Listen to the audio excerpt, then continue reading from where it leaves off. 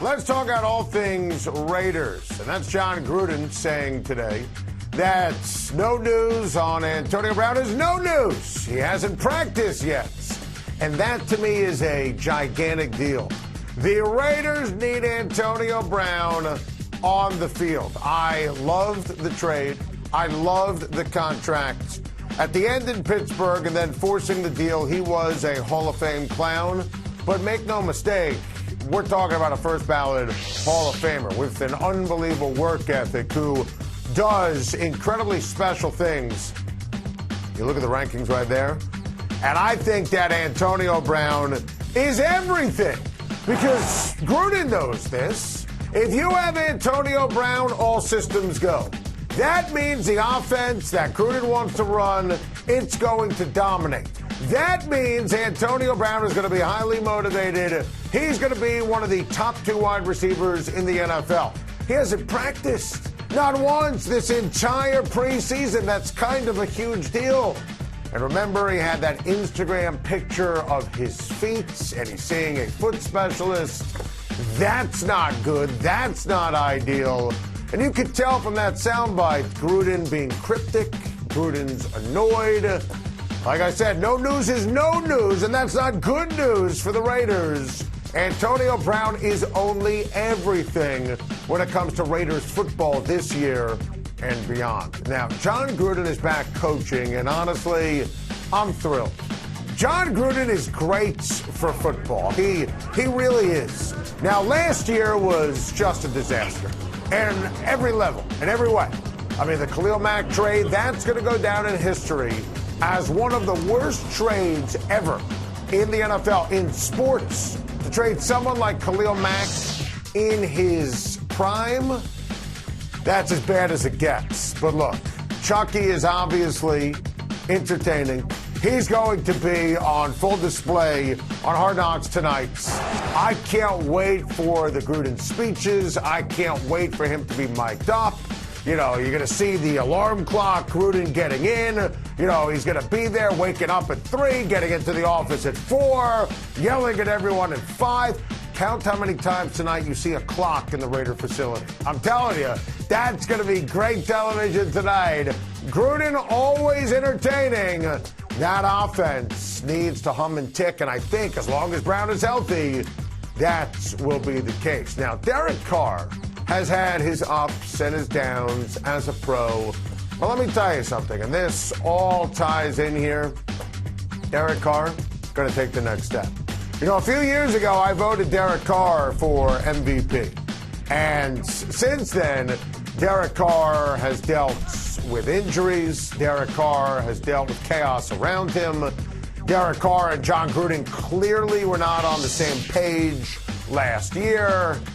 I mean, you look at it, in 2016 officially feels like a lifetime ago when he was sensational. I voted him MVP, and the team made the playoffs. And remember, Carr got hurt, and it was a debacle, and didn't play Week 17, didn't play in the postseason.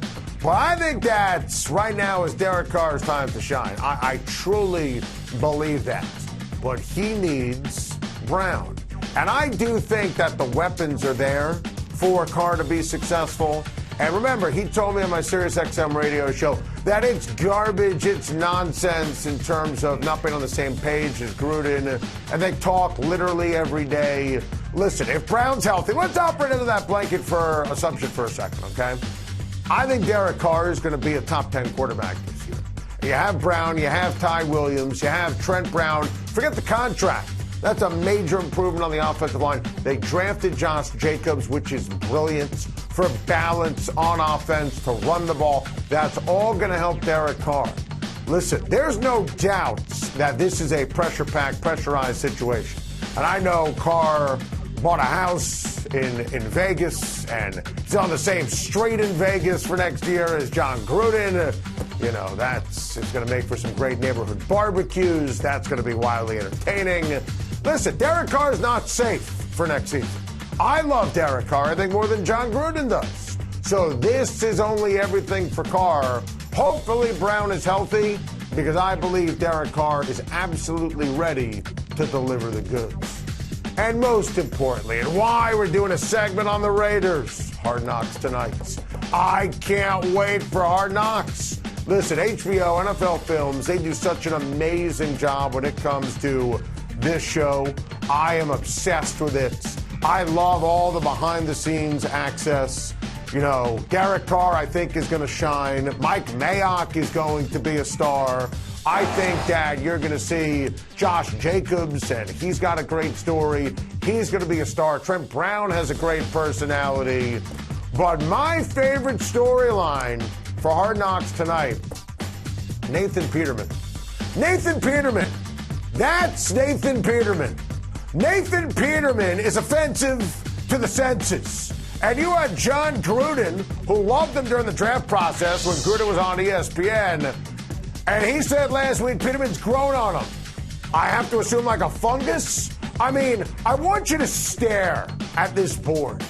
Nathan Peterman, who was the single worst quarterback I've ever seen, ever in the history of watching the National Football League.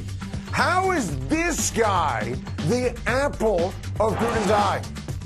Makes no sense. It's crazy. It's backwards.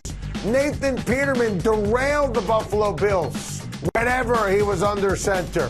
How Jon Gruden could fall in love with this guy is unbelievable. But you got to understand there's history where Gruden just finds someone, and then all of a sudden that's his guy.